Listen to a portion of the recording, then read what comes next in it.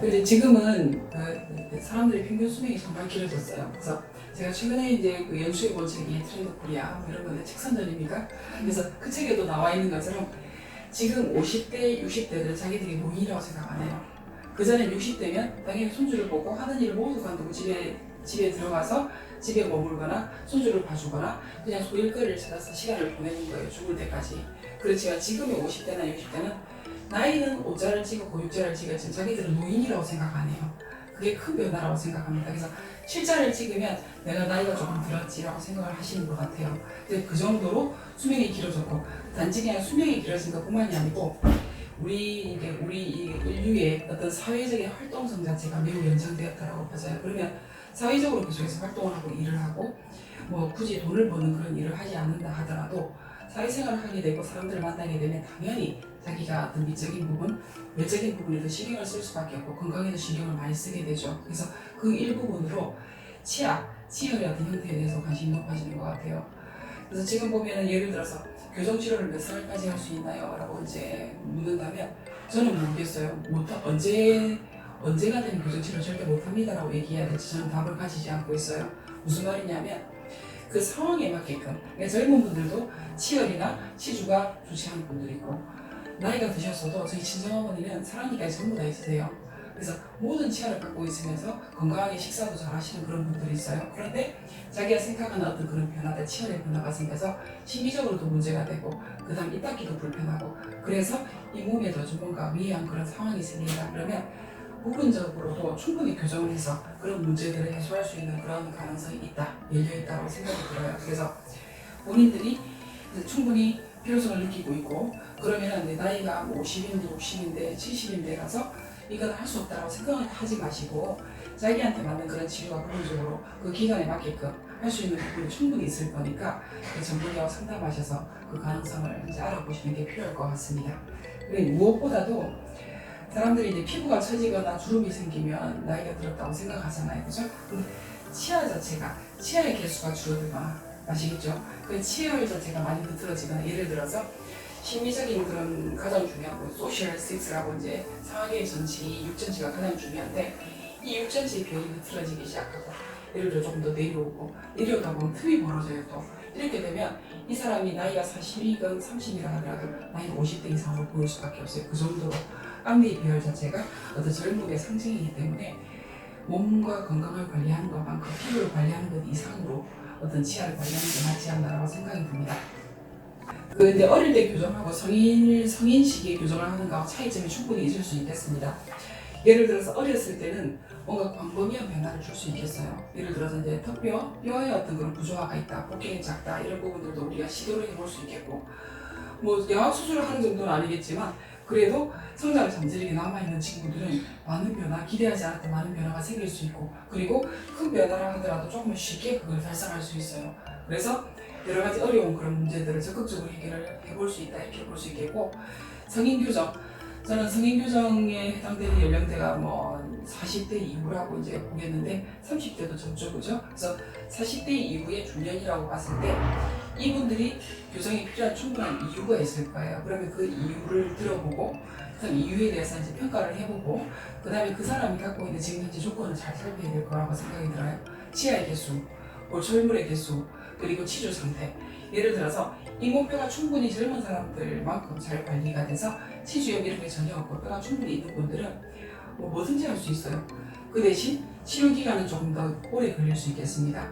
그 반대로 뼈가 뼈의 높이가 조금 더 낮아져 있고 그러면 치아가 신겨 있는 뼈가 조금 내려가 있으니까 서포트가 좀 적겠죠. 그러면 이분들은 치아가 매우 빨리 움직일 수 있어요. 그렇지만 그렇기 때문에 더 약한 힘을 써서 그 방향, 치아가 이동하는 방향, 힘의 벡터 이런 것들을 조금 더 정밀하게 계산을 해서 정말 조심해서 치료를 신중하게 치료해야 되는 그런 케이스인데 이분들은 그럼에도 불구하고 치료의 제한이 좀 있을 수 있겠다라고 말씀을 드릴 수 있겠어요. 그 40대 후반에 이제 여성이신데요. 아이가 저희 병원에서 치료를 했고 본인도 이제 아이가 치료를 제법 잘 받았거든요. 그러니까 본인은 이제 하고 싶어진 거죠. 이제 자기의 첫 번째 주소는 위턱 윗니 돌출이었어요. 돌출이 꽤 심한 분이었고 그 다음 위에는 치열이 그런 대로 유지가 되고 있었고 그 다음 치아 각도가 많이 어드러졌다기보다도 치아 뿌리에서부터 전체적인 각도가 많이 나와 있었고 잇몸뼈 돌출이 같이 있었죠. 그리고 뒷바이트, 방위교합이 있었어요. 근데 아래쪽이 조금 더 문제였는데 아래쪽은 좀 쪼그라져 있고 되게 좁은 상태인데 임플란트가 있어요. 임플란트가 심겨져 있으면 그 치아는 움직이지 않는 치아, 뼈와 한 덩어리로 움직이는 치아이기 때문에 교정 치료에 제한이 될 수 있습니다. 그래서 그런 걸 한 개 갖고 있었고, 그리고 작은 어금니가 또 한쪽에는 없었고 한 개가 없었고, 그래서 두 개 중에 하나만 있었고 반대쪽에 또 유치가 하나 남아 있었어요. 그래서 유치를 빼게 되면 어떻게 할 것인가, 그런 부분들도 쉽지 않았고, 어쨌든 이번에 킬본으로 교정을 하셨고 지금 아래쪽에는 유치를 한 개를 발치를 하긴 했지만 나머지 치아는 그대로 발치하지 않았고 임플란트도 그대로 유지하고 교정을 끝냈어요. 그리고 위쪽은 작은 어금니를 왼쪽 오른쪽 한 개씩 두 개를 발치를 하고 충분히 구강으로 견인을 했는데, 이분이 본인이 이제 교정 치료를 처음에 상담할 때도 다른데 이제 뭐 치과의사 지인들도 있고 많은 분들이 좀 있고 그래서 물어보고 뭐 상담도 받아보고 그렇게 했대요. 근데 대부분 수술 아니면 절대로 네가 생각하는 문제는 해결해 줄 수 없다 이렇게 얘기를 했고, 그냥 이대로 살아라 해서 계속 사셨대요. 그래서 제가 한번 저한테 왔을 때 이제 그것도 이제 궁금해서 한번 물어보는 수준으로 교정치료 뭐 하고 싶은데 돌출이 있는데 어떻게 할까 해서 진단을 했고, 진단해서 제가 치료 계획을 제시를 했을 때 다른 분들은, 다른 치과 의사들은 수술을 하지 않으면 이 부분이 해결이 안 된다고 했는데 진짜로 되겠습니까? 라고 이제 걱정을 하시면서 시작을 했고, 그래서 위턱의 돌출이나 치아의 돌출이나 그리고 뒷바이트 이 부분이 충분히 해소가 돼서 너무너무 편안해졌어요.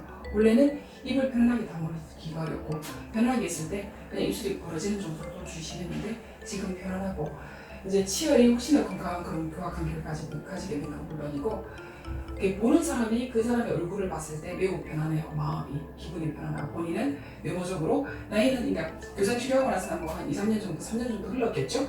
3년이 더 흘러서 그러면 3년 정도 더 늙은 것인데 자기는 그 전으로 훨씬 더 돌아가서 젊어진 기분을 느낀다 이렇게 말씀하셨어요.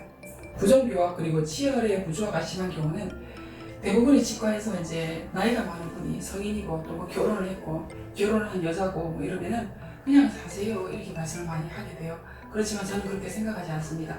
본인이 뭔가 자신감을 가지고 생활에 활기를 느낄 수 있고, 그리고 이 교정치료를 한 걸 계기로 해서 조금 더 사회생활을 활발하게 할 수 있다면, 그리고 거울을 볼 때마다, 그리고 요새 사진을 많이 찍잖아요. 사진을 찍었을 때, 셀카를 찍었을 때 기분이 좋아질 수 있다면 저는 충분히 시간과 어떤 비용을 투자할 만한 가치가 있다고 생각이 들어요. 그래서 어려운 교정이기 때문에 내지는 나이가 충분히 들어서 지금은 교정치료가 안 된다, 안 하는 게 더 낫다고 생각하고, 또는 그런 얘기를 들으신 분들도 충분히 방법이 있을 수 있으니까 지금보다, 오늘이 대부분 이런 얘기를 하죠. 오늘이 내 인생의 첫날이다. 요새 유행하죠, 그죠? 그래서 오늘이 내 인생의 첫날인데 내가 앞으로 얼마나 더 오래 살 건데 라는 생각을 잊지 마시고, 그래서 지금 상태가 심각하고 치료가 안 된다는 얘기를 들으셨어도 그 부분이 가능한 부분이 있는지 충분히 검색을 해보시고 방법을 찾으시면 좋겠어요.